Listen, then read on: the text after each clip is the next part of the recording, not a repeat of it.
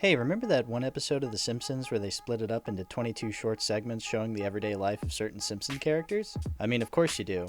One of the segments became more popular than any of them combined. Well, today, I want to rank each one from worst to best because, well, why not? Personally, I think this is one of the best Simpsons episodes ever. The execution is like no other episode, and it's just really fun to see all these great characters and whatever wacky shenanigans they get themselves into. I found a Wikipedia article on it that splits it into 22 different segments, so that's why some of the segments on this list, like Lisa's hair and Dr. Nick, will be split up. Yeah, it turns out this episode isn't actually 22 short films. Man, that is flagrant false advertising. Anyway, enough of the intro, let's begin. Reverend Lovejoy sucks, and this is when Flanders is not a shitty version of his character, so he doesn't deserve it. Bad short, I condemn you to hell. Bart and Milhouse squirt ketchup onto Nelson, but Milhouse was with his dad a couple of segments ago. What gives? Also, this is the same as the opening. Super lame short. Why would Bart give a shit about the people of Springfield? Bart is the last person to give a shit about anything. Also way too similar to the ending. Super lame short. Lisa gets gum in her hair, or so she claims. What if this is just her head? Where does the head end and the hair start? I don't like thinking about the anatomy of the Simpson characters, and this short forces me to. Not good. Cletus is just trying to make his woman happy, and she refuses. This really says a lot about our society. At least the segment gets a slappin' theme. Bees swarm Lisa, which is pretty funny, but they didn't reference bee movies, so I'm deducting points. Professor Frink deserved his own segment, and if he was given a chance, it would be higher on this list. I'm glad Lisa solved her hair issue, but she has a different hairstyle than what she would normally have for the duration of the show, so that's a continuity error out of 10 for me, dog. Also, wait a minute, why is her bald spot a different shade of yellow? Is this implying she's all hair? I got donuts. Hey, I know you!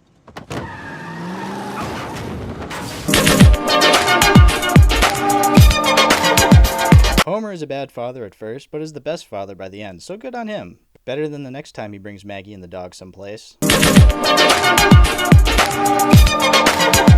The Wikipedia article I found split this one into two for some reason, and the funny part happens in the second half, so I'll talk more about Dr. Nick later.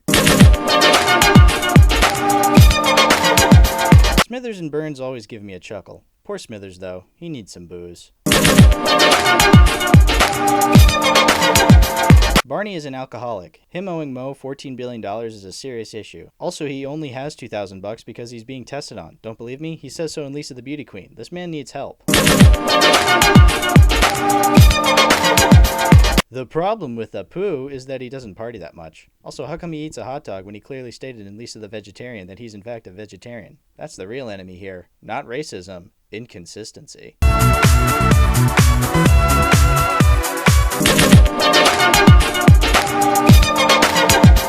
Nelson gets a little taste of his own medicine, and it's well deserved, even if we do find something amusing about the way that man drives his automobile.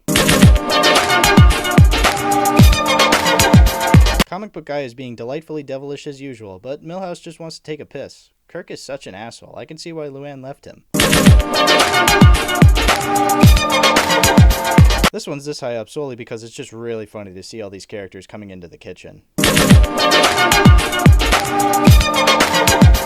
Milhouse finally goes to the bathroom and takes out Herman while he's at it. Apparently this dude was a sick fuck, so it's good he died in this episode and we never saw him again.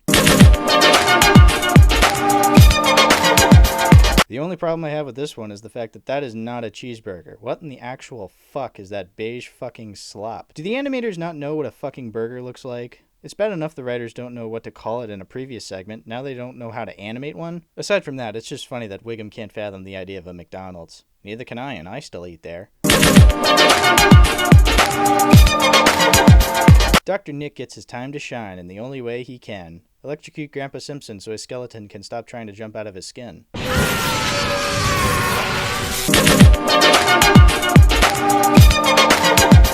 What's that? Steamed hams is only number 2? But how? It became a whole meme. Does Hal is not smart in the ways of what's funny? Don't worry, frightened individuals. Steamed hams is still genius. I wouldn't be ranking it this high if I didn't think so. Chalmers is more than just a background superintendent in this. He's us as the audience, watching this madman try and keep their unforgettable luncheon from becoming forgettable. He will do what is necessary, even if that means purchasing fast food and disguising it as his own cooking. In fact, I want to talk about Skinner for a second, and why he has transcended from authoritarian foil to counterculture icon. You see, back in the 90s, Bart Simpson was the face of counterculture, and who was on the opposite side of the spectrum from him? Old Seymour Skinner, the crustiest, stingiest, high-authority figure to ever be available to be foiled by common schoolyard pranks. But now, in the 21st century, that comic foil has become the very thing he swore to destroy. Skinner is the face of one of the greatest memes of all time. Memes being the very 2010s definition of counterculture. Teaching kids and adults everywhere to not label hamburgers as such, but as steamed hams. To steal from the establishment and disguise it as your very own creation. Stealing from the establishment. Very counterculture. And where is Bart Simpson in all of this? Advertising for a corporate money-making streaming service. Oh, how the mighty have fallen. Oh, how ironic. But dear viewer, how could I give this short film years ahead of its time, only but the second spot on this very factual list? Well, I wanted to subvert expectations. Anyway, on to number 1. Bumblebee Man is not a prominent character on The Simpsons. I can't remember an episode where he's the main focus. I don't know, maybe he was in a later season. In any case, it's nice to see him the focus of, at the very least, a short. And it's about as funny as a short about Bumblebee Man can get. Not a single word of English is spoken in this segment, and yet the universal appeal is prevalent. This man proved that even though Buster Keaton and Charlie Chaplin are dead, physical comedy is very much alive.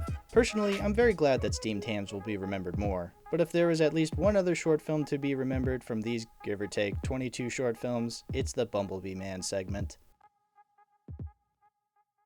Well, that's my totally unbiased ranking of the segments of 22 short films about Springfield. No need to look at any other list, mine is totally, without any hint of sarcasm, the definitive ranking of these shorts. Anyway, thanks for watching, and I'll see you all in the next one.